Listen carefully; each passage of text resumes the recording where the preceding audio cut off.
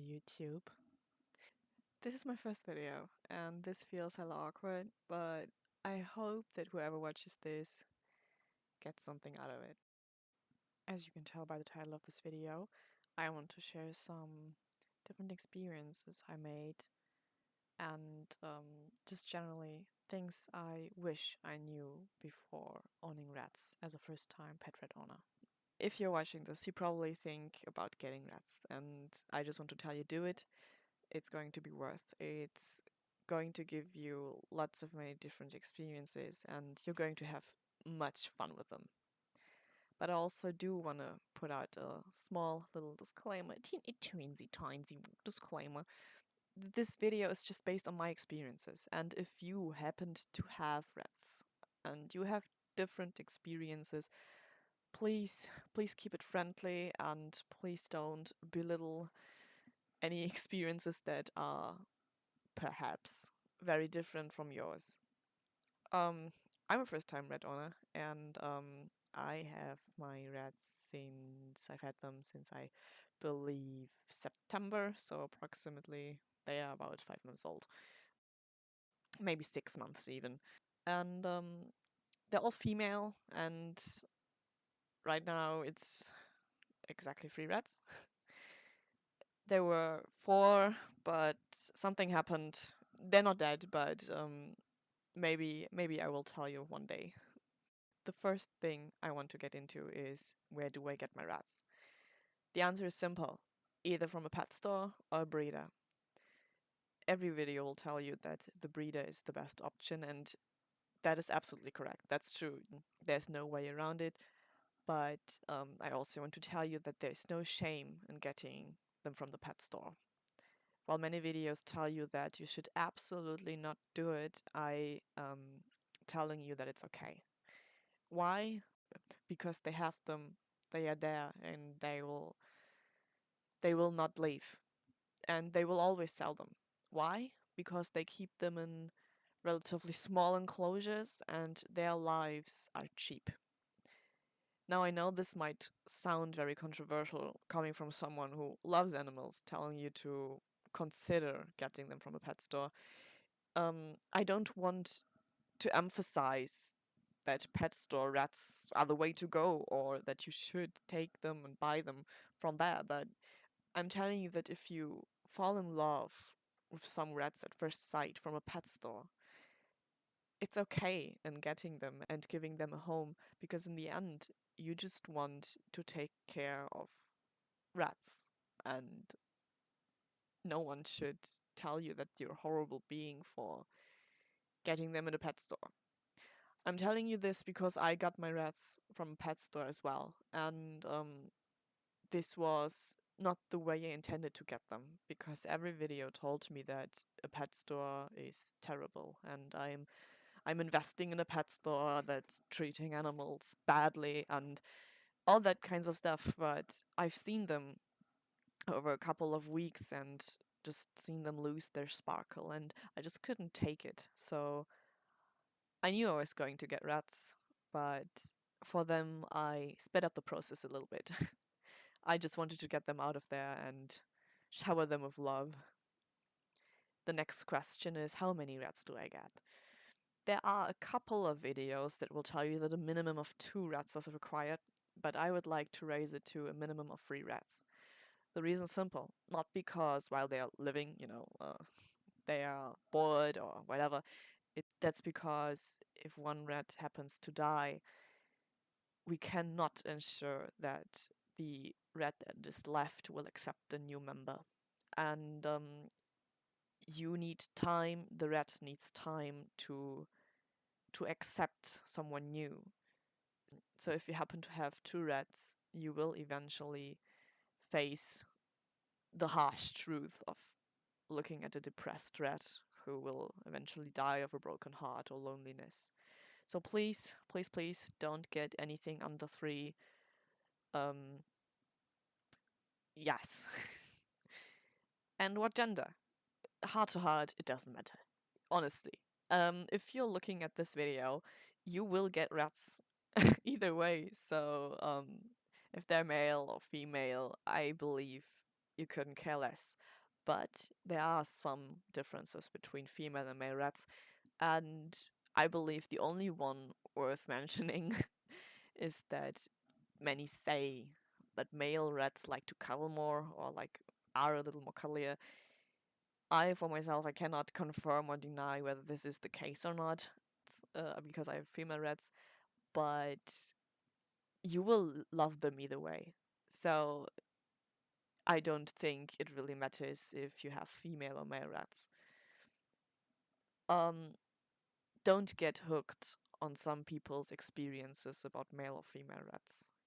In the end, the ones you're getting are not the same, so you cannot guarantee that this will be the exact same outcome as this person you've seen on the internet. The next question is, what kind of cage do I get? The videos I've watched always showed this very big black metal cage with a lot of space. And you aspire to be that person, right? Because you want to give your rats the best possible home. And I feel you. I honestly do. If you look at some of the prices of the cages, you second guess. um, and that's understandable. Not everyone can afford any kind of cage or toys or food. That's completely okay. When there are some people that might say, if you cannot afford a cage that's at least this big, don't get rats, I I want to disagree. You don't need the biggest cage to give rats a happy life. I bought the wrong cage. I got a cage that's tall enough but not long enough. And this is what you're looking for. You're looking for a cage that is long, that has at least two floors, um, preferably three, and additional more floors if you want to. The more space, the better. This is obvious. But you don't need the biggest cage to start. The cage I do have is 160 centimeters tall with one ground floor and three additional top floors. The thing is, those are just half floors, and that is not what you're looking for. You're looking for length. You're looking for space where they actually can walk without having the need to climb up to get somewhere. So I'm currently saving for a new one, by the way, and the one I hopefully don't forget to show you right now is the Carlos Sky. Um, this is in German, but you can get similar ones everywhere. So, and what you also need is a taming cage. I call it taming cage not because you tame your rats in just this cage, but because you need this cage for a variety of reasons. Well, first of all, taming cage, what the fuck is that? It's mostly sold as a hamster cage, even though it's meant for no animal on this planet except lice, because it's a tiny ass cage. Um, you do not want to keep it as the main enclosure, you want to take it as an additional cage. The rats you get are either from a pet store, a breeder, or a previous owner. Either way, in all three of those scenarios, you do not know your rats and your rats do not know you. They don't know your scent, your voice, nothing. While you might not be afraid of them and long to pet them and let them crawl around you and teach them new tricks, they want to get to know you first. And you cannot guarantee that all rats are the same when it comes to braveness or curiosity. They are different. All of them are. So, to guarantee or to help improve your relationship with your rats, you need a tinier cage to take them around, first of all, your apartment. When you take them around your apartment while talking to them, this is also an additional point, um, they get to know your scent, they get to know your voice, and they get to know where you live. This might seem stupid because your rats will probably not walk around your whole apartment, but it's teaching them one important thing. No matter where they are in your apartment, you are there. I don't mean it as in a literal way, as in when they are walking around your bathroom, you're in the kitchen, you're not there. I mean it as in a way, you're a constant variable. No matter in which room you are, your scent is there, there's traces of you. And if the rat happens to get anxious, or if they get mad, or something happens, in the end, they have your scent. They have traces of you. They can calm down. They can get to you.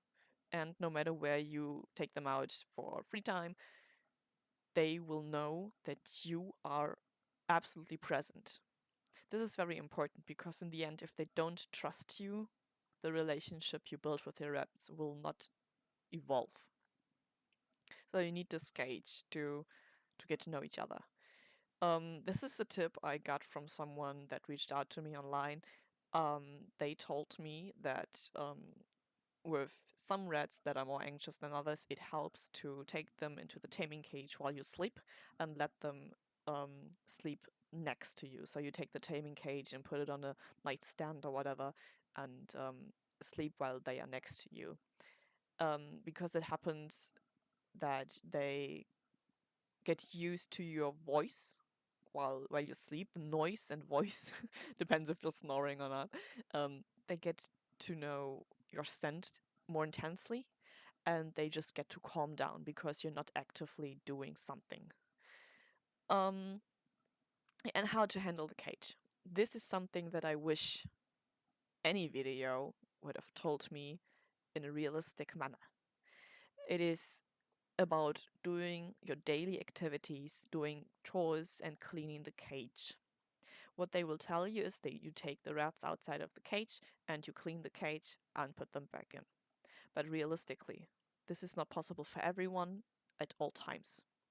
What happened when I got my rats at the beginning was that I didn't have the taming cage yet, so another place where I could put the rats. And this is something that was very unfortunate, but it led me to a tip I would like to share with you. While I was cleaning the cage, the rats were still inside the cage. And I used to be anxious back then when handling the rats because it's my first time having rats, and I thought if I'm scared, if they are scared, I have a reason to be scared too, and I don't want to hurt them, and neither do they want to hurt me, but I cannot handle them right now. I'm not in the right state to handle them. And while doing chores and while cleaning the cage, I was in a different mindset. I was focused on cleaning the cage and didn't handle the rats, but the cage. They noticed this and they got used to me cleaning the cage while they are inside the cage, and it became one of our most important bonding time. I'm saying this because it actually helped. Um, they noticed that if I put my hands inside the cage, I am not hurting them, I am not doing anything, I am not invading their privacy. Sounds stupid, but um, I hope you get what I mean. And that I am actually, that they are benefiting from me. Um, and they got more curious about me. So what they did, they got brave and they started sniffing and climbing on top of my hand while I was cleaning the cage.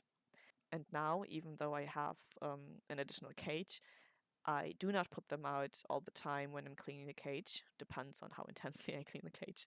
Um, but rather, I clean the cage while they're still inside because they learned my routine. They learned what I'm doing. They learned that when I'm approaching the cage with water, paper towels, kitchen towels, whatever, and gloves, that I am cleaning the cage and they can go and do stuff. So they climb up my hand, climb up my arms, and they just like to watch me do what I'm doing. They also got used to the noises, which is very important because if you use spray bottles or if you vacuum at some point, obviously I'm not vacuuming the cage while they're inside, or anything like that, but they get used to the rustling and the variety of noises. This leads to my last point, the most important point. Rats have moods and personalities. In no video was it mentioned as clear as I'm trying to tell you this now. Um, no video will prepare you 100% for the rats you're about to get. I know this is a big shocking moment. Oh my god, who would have thought? But they like different foods, they act differently, and they don't always want to engage with you when you do. You see videos where they tell you to offer them different varieties of foods, different toys, and just generally offer them everything and give them something so they can choose. But they don't tell you that the rat can control on how it will end. What I mean is, let's take a look at my rats. One loves mealworms, one loves carrots, and one loves seeds. It just so happens that the one who loves carrots so much that it basically doesn't eat anything else. It does eat dry food and stuff. I'm not letting them just eat carrots. I mean, they need nutrition. But just because a video will tell you to give them this food and that food and try out this food doesn't mean that your rat is going to eat it. And I don't want you to think that your rat is in a bad state because it's not eating raspberries or anything like that. It's not guaranteed that when you buy something, for example, a hammock, that many people seem to recommend for their rats, that your rat is going to like it, which is exactly the case I I have again. Um, I've seen many videos of people showing their rats and sitting or laying down in hammocks, and my rats absolutely hate them. I don't know why. Maybe it's because I got them from a pet store, but they absolutely hate hammocks. They check them out, they nibble at it, they don't even want to use it as material for nesting. Um, they just hate it, they ignore it, they're not looking at it. Um, I guess because it's moving when they're inside, it's moving, it's not solid, but who knows? So if you buy something or you invest into toys or different foods or expensive foods even, don't be surprised if your rat doesn't eat it or use it or doesn't even look at it. You just gotta accept that. Last but not least is the free time. Your rats need enrichment. They need fun. They need time to run around and do stuff. But there's one thing I want to tell you. If you're not feeling well, or if you just don't feel like you can handle them right now, it's okay to skip. They should be outside every day. They should get enrichment and all different kinds of experiences with you together and outside each day and as often as possible. But if you are sick, there's no shame in skipping. You shouldn't ignore your health because your rats need some hours of playtime. And if you happen to tame them already and raise them good, you can leave them unsupervised in a secluded area. You don't need to be present if you're not feeling well. Absolutely. And it just so happens that your rat also could feel the same way. What I mean is, if they're not in the mood to play, you don't have to force it. One of my rats, her name is Cat, is she has mood swings, okay? She has mood swings, hella mood swings. One day she's climbing all around you, all above you. She's on your head, she's on your arms, she's excited, and the next day she's like, I don't give a shit. I don't give a rat's ass, and she's just laying and sleeping. And that's okay as well. So don't force it. Don't force a situation because you know it's good. It doesn't mean that your rat wants it. And that, on the other hand, is not good.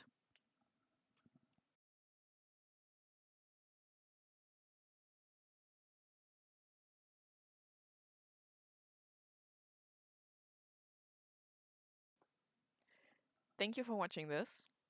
This is, like I said, my first video, and I don't expect much of it. Um, there may not be the most important information in this video, or you may have heard most of these points already, but I just want to assure you that everything is going to be fine. If you're getting rats, especially for the first time, you will grow. You will grow with each other. You will make a lot of mistakes. You will make many mistakes, and that's okay. no one is telling you that you suck because you got the wrong cage the first time, and no one is telling you that you're shit because look, you only have 4 toys on this floor and you should have 7. You will grow, and your rats will definitely notice. They're smart. Keep your heads up and have a damn good day.